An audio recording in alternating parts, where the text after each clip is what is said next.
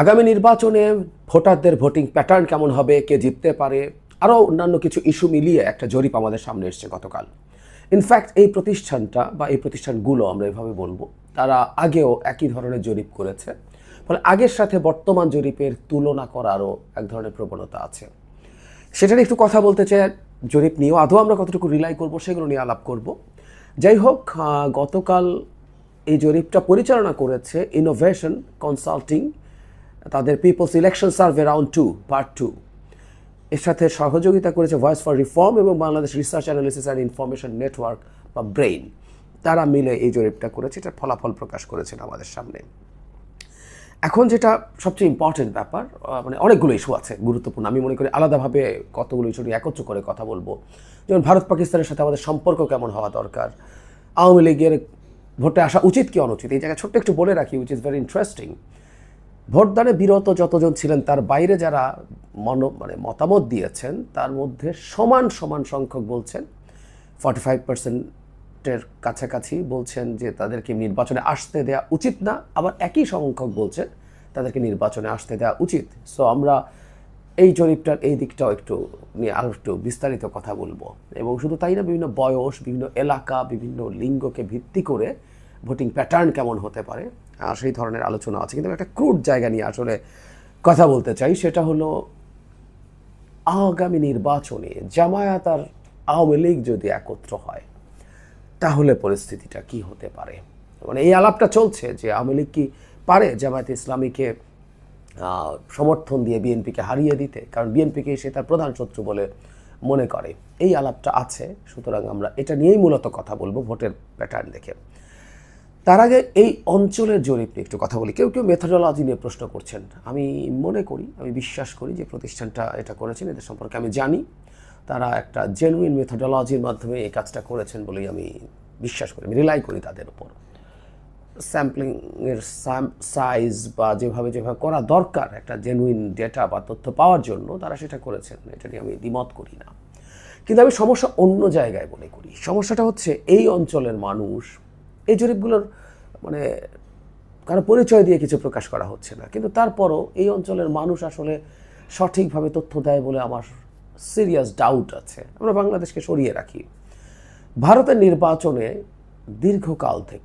দীর্ঘকাল থেকে তারা জরিপ করছেন। আমি গত বছরের জরিপ দেখছিলাম, আপনারা যে কেউ দেখতে পারেন। অবিশ্বাস্য উদ্ভট জরিপ এসছে। মানে বিজেপির রেজাল্ট যে এতটা খারাপ হবে, কংগ্রেস যে বিজেপির জোট ছিল এনডিএ জোট, কংগ্রেসের জোট ছিল ইন্ডিয়া জোট, ইন্ডিয়া যে এতটা ভালো করবে নির্বাচনের আগে প্রায় সব জরিপে, প্রায় শতভাগ জরিপে, দুই একটা ব্যতিক্রম বাদে কোনো পূর্বাভাস ছিল না। তারা বিজেপিকে আগের মতো বিরাট বিজয় দিয়ে দিচ্ছিলেন, তারা এনডিএকে বিরাট বিজয় দিয়ে দিচ্ছিলেন। এবং অবিশ্বাস্যভাবে এক্সিট পোল যেগুলো হয়েছে, মানে এক্সিট পোল তো খুব মিলে যাওয়ার কথা, মানুষ ভোট দিয়ে এসেও তার মানে আসলে সত্য কথা বলে না। সুতরাং এই অঞ্চলের জরিপকে আমরা এভাবেই দেখতে চাই, কারণ এই অঞ্চলের জরিপ, যেটাই বলছিলাম, প্রসিডিউরালও একটা প্রবলেম কখনো কখনো থাকে। যারা জরিপে তথ্য নেয় অংশগ্রহণ করেন, কাজ করেন, সেগুলো তারাও কিভাবে নিয়েছেন এসব কিছু আছে, মেথোডোলজি না। কিন্তু যে জনগণ ঠিকঠাক মতো জবাব দেয় না, না হলে আওয়ামী লীগের ভোট বাড়ছে। তাদের আগে যে জরিপটা করেছিলেন সেখানে কয়েক মাস আগে 14% ছিল তাদের ভোট, এটা এখন 18.8%। মানে আওয়ামী লীগের ভোট বাড়ার কারণ কি, আওয়ামী লীগ কী করেছে যে ভোট বাড়বে? আমার ব্যক্তিগত অপিনিয়ন হচ্ছে, যদি এই জরিপের ডেটাগুলো সঠিক হয়ে থাকে, একটা অংশ, আগেও আমরা দেখেছি একটা অংশ ভোট কাকে দেবে নিশ্চিত নন বলেছেন। আমার ধারণা তারা ইভেন জরিপকারীর কাছে এই তথ্য দিতে সংকোচ বোধ করেছেন, ভয় পেয়েছেন টু সাম এক্সটেন্ট, তারা এখন সেটা দিয়েছেন। সুতরাং আওয়ামী লীগের ভোট বেড়েছে ব্যাপারটা এই রকম না, 4% মানুষ হয়তো বেশি করে তাদের মতামতটা এখন জানিয়েছেন। আওয়ামী লীগের হাতে গোনা কিছু লোকজন আছে এবং সেটা এখন 18.80, মানে প্রায় 19%। মানে ঘটনাচক্রে আমি এই সংখ্যাটা দীর্ঘদিন থেকে অনুমান করে বলি যে প্রায় 20% মানুষ আওয়ামী লীগকে এখনও সমর্থন করে। এটা সামহাও মনে হলো মিলে গেল।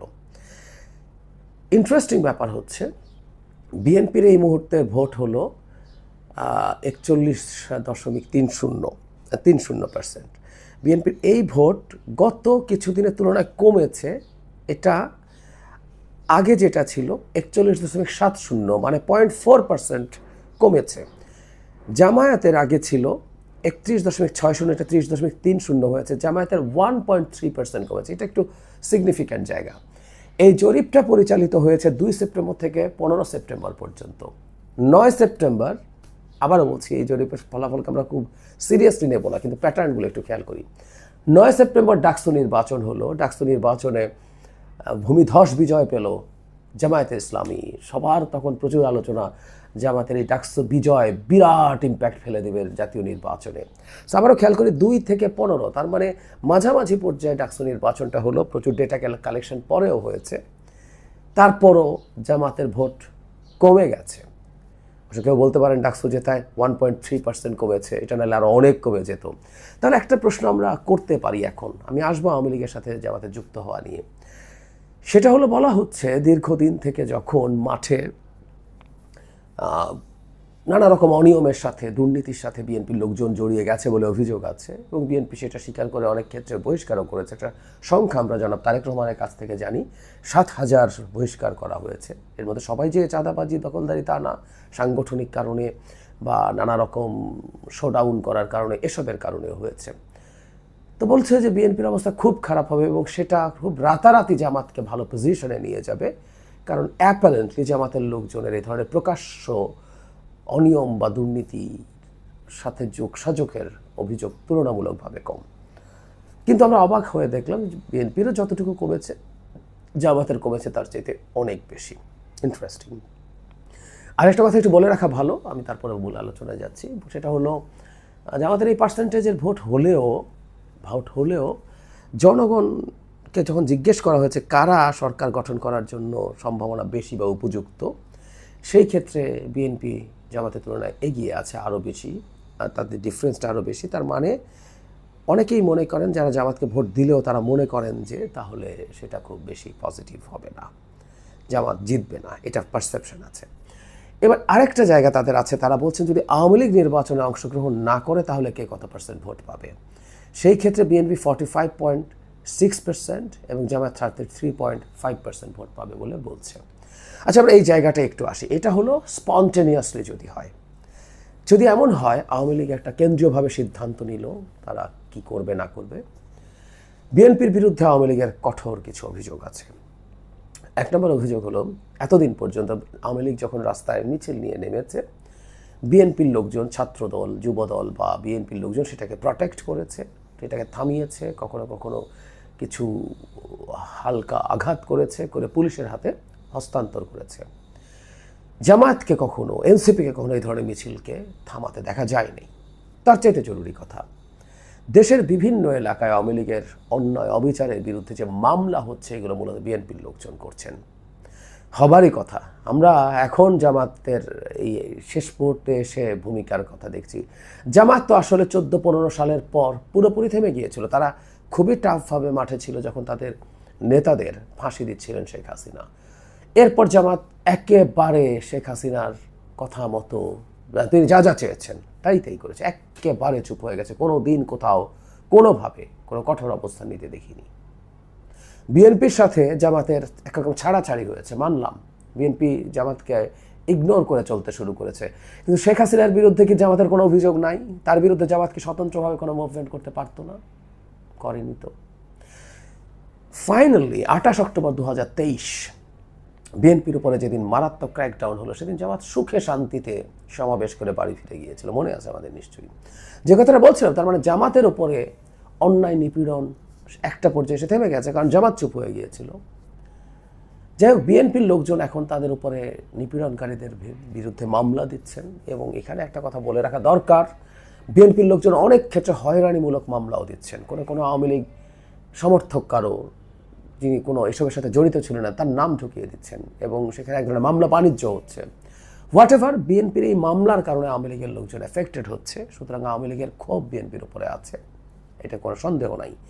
এখন বিএনপিকে দমানোর জন্য যদি আওয়ামী লীগ সিদ্ধান্ত নেয় জামায়াতে ইসলামীকে ভোট দেবে, সো জামায়াতের প্রায় 30%, আওয়ামী লীগের প্রায় 20%, মানে প্রায় 50% ভোট তার পক্ষে চলে যায়। 50%। এর মধ্যে এনসিপির জরিপে যেটা দেখানো হয়েছে, 5.1%-এর মতো ছিল, এটা 4.1% ভোট পাবে বলে বলা হচ্ছে, তারও 1% কমে গেছে। সো এই এনসিপি কাগজে কলমে বলছে যদি বিএনপির সাথে যুক্তও হয় এই ভোট, তারপরে সেটা কম হয়। আবার একটু বলে রাখা ভালো, ভোটের পার্সেন্টেজ মানে সিট না, এটা আবার আরেক আলোচনা, আমরা ঢুকছি না ওই জায়গায়, কিন্তু আপাতত আমরা এভাবেই একটু রাখি। বেশি ভোট পেয়ে কম সিট পাওয়ার সমূহ কারণ থাকতে পারে, এটা ফার্স্ট পাস্ট দ্য পোস্ট সিস্টেমের ধরনটাই এরকম। তো যাই হোক, আওয়ামী লীগ যদি কেন্দ্রীয়ভাবে সিদ্ধান্ত নেয় জামাত ইসলামীকে ভোট দিয়ে বিএনপিকে ক্ষমতায় যেতে দেবে না, ইভেন জামাতের যে পার্সেন্টেজের সমর্থন দেখানো হচ্ছে, আমি এটা রিলাই করি না, এটা এর চেয়ে কমও যদি হয়, তারপরে একটা ভালো ফাইট হওয়ার প্রবণতা তৈরি হতে পারে। এবং আওয়ামী লীগ ভারত এই মডেলে যাওয়ার সমূহ সম্ভাবনা আছে, এই কথাটা আমি অনেকবার বলছি। ইনফ্যাক্ট একটা সময় আমার শুরুতে মনে হয়েছিল যে ভোট বিএনপির দিকে বেশি যাবে। ইনফ্যাক্ট এখনও যারা মানে হাসিনার কথা শোনে না এরকম আওয়ামী লীগের আছে, যারা লিবারেল, যারা সেন্ট্রিস্ট, যারা সেকুলার, তারা হাসিনা বললেও জামাতকে ভোট দেবে না, তারা মূলত বিএনপিকেই ভোট দেবেন। কিন্তু অন্য যে আপামর সমর্থক গোষ্ঠী আছে, হাসিনা যদি চায় জামাতকে ভোট দিতে পারে, এতে বিএনপি যেমন পরাজিত হবে, জামাত যদি ক্ষমতায় যায় বা খুবই শক্তিশালী হয়ে ওঠে, শক্তিশালী বিরোধী দল হয়ে যায়, সেটা শেখ হাসিনা এবং ইন্ডিয়ার ন্যারেটিভকে স্ট্রেংথেন করবে যে বাংলাদেশে একটা মৌলবাদী দল ক্ষমতায় গেছে বা ক্ষমতায় না গেলেও ভীষণ শক্তিশালী হয়ে উঠছে, এটা ভারতের ডোমেস্টিক পলিটিক্স এবং বাংলাদেশকে মৌলবাদী রাষ্ট্র হয়ে উঠছে, এই ন্যারেটিভ ইন্টারন্যাশনালি প্রচার করতে খুবই সাহায্য করবে। সুতরাং এই জরিপের ভিত্তিতে আমরা এই শঙ্কার কথাটা আবার